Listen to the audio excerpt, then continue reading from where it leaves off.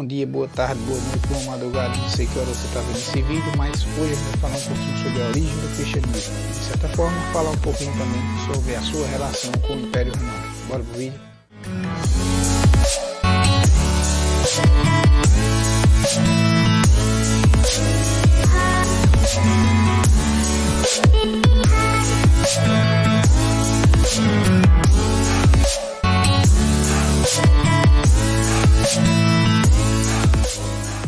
Falar um pouquinho sobre a origem do cristianismo é também falar um pouco sobre a antiga Roma.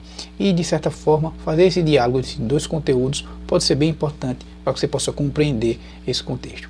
Para isso, a gente dividiu essa aula em 4 partes. Na primeira parte, a gente vai falar um pouquinho sobre o Império Romano, você entender essa antiga civilização romana. Na segunda parte, a gente vai falar um pouquinho sobre a origem do cristianismo.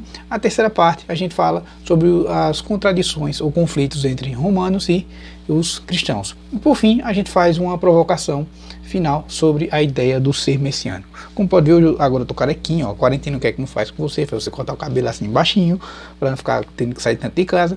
Mas enfim, eu continuo lindo, maravilhoso do mesmo jeito.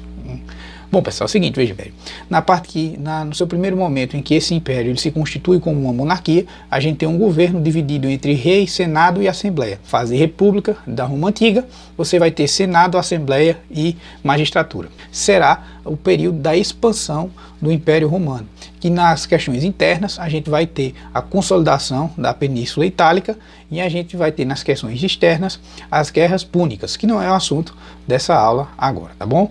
Mas é esse período também que a gente vai ter uma ascensão dos patrícios e uma profunda crise dos plebeus. E como saída para conter essa crise, a República vai propor a ideia do triunvirato, que seria uma forma de divisão da administração dessa sociedade romana, mas que não vai vingar muito bem e vai acabar com Otávio, o último representante desse triunvirato, dando início ao período chamado de Império.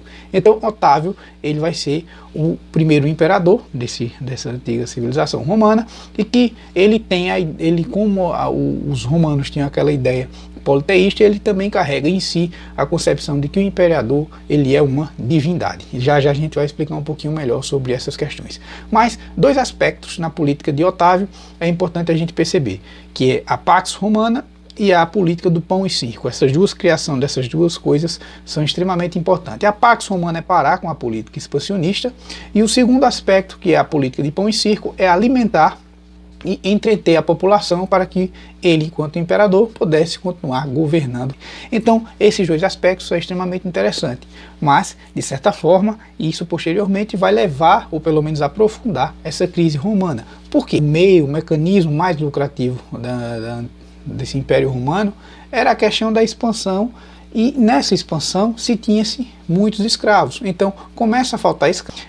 Há uma falência nesse sistema econômico, há uma desorganização do exército que está espalhado por todos esses territórios, e há uma profunda pressão dos bárbaros, ok? Então veja, o que é que a gente entende de momento? A gente entende que o Império Romano, antes de ser império, ele passou por outras 2 fases, a monarquia e a república.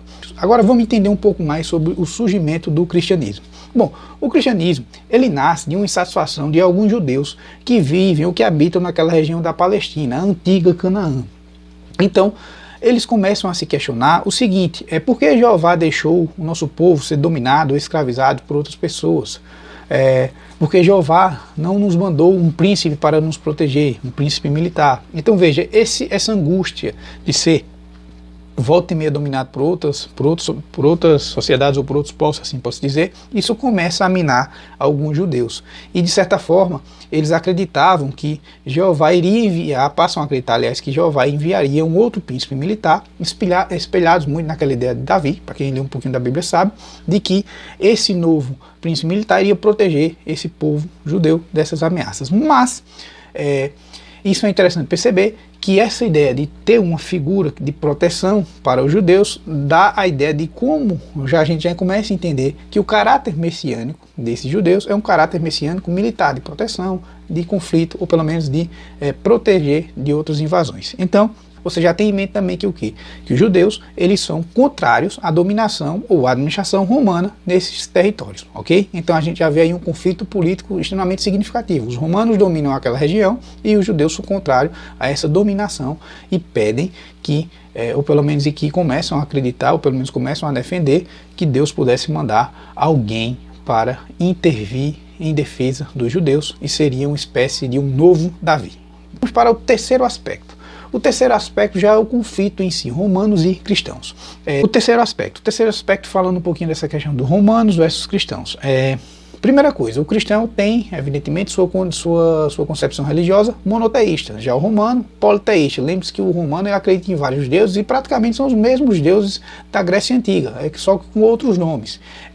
E no romano também, ele tem no imperador a figuração de divindade. E é algo que é negado pelos cristãos. O cristão não vê o imperador como alguém divino.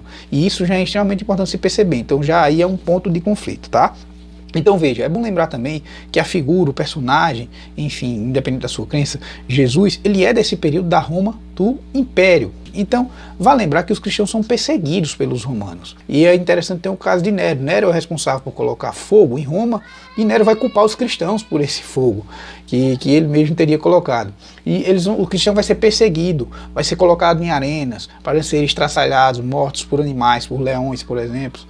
Vão ser também colocados em arenas e vão ser queimados vivos e por aí vai. São diversos tipos de condenação e perseguição contra o cristão, que será protagonizado pelo Império Romano.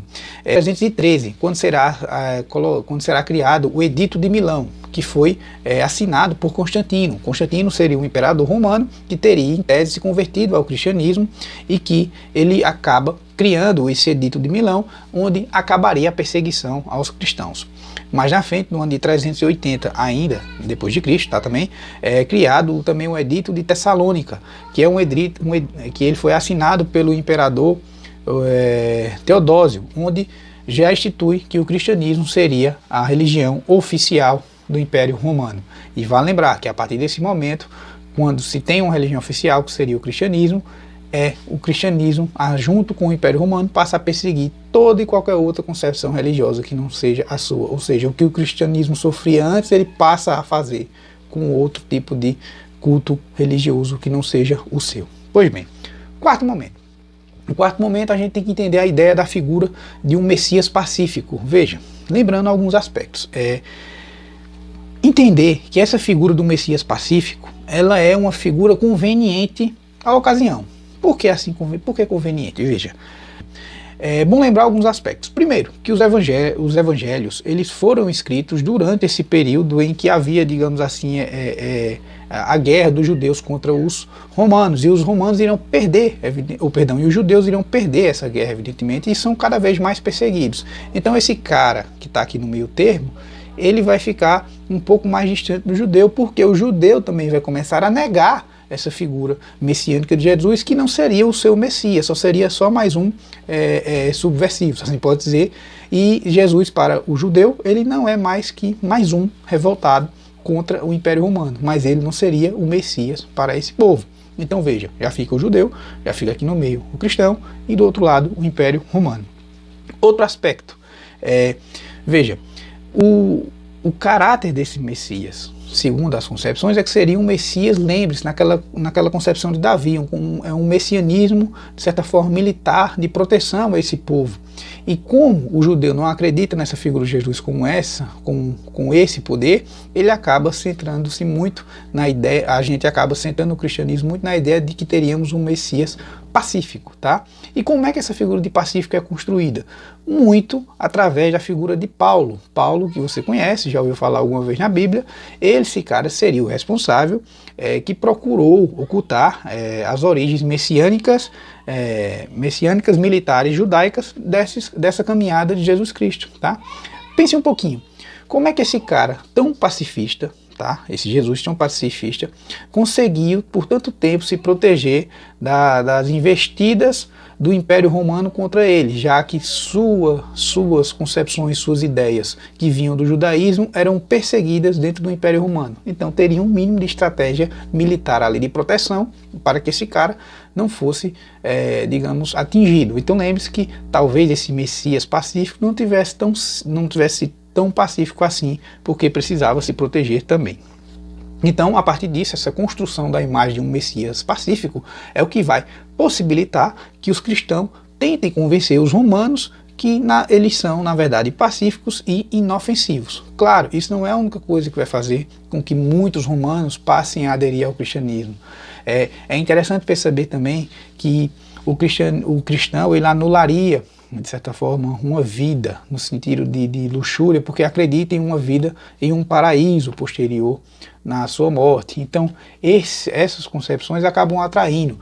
Quando o cristão é colocado na arena, diante daquele povo inteiro que vai observar sua morte por um animal, muitos cristãos se ajoelhavam e ficavam rezando e tentavam morrer, pelo menos assim, em silêncio, sem gritos, sem agonizar e sem tentar fugir, para que o povo começasse a pensar, poxa, que fé é essa que essas pessoas anulam de suas vidas e ainda de joelhos? Então vejam, esse tipo de coisa, quanto mais perseguido foi o cristianismo durante o período ali do 313, ele cresceu, tá? Só lembrando que a partir de 380 o cristianismo se torna religião oficial de Roma e passa também, assim como foi um tempo atrás, perseguir todas as outras concepções religiosas que não fosse a sua.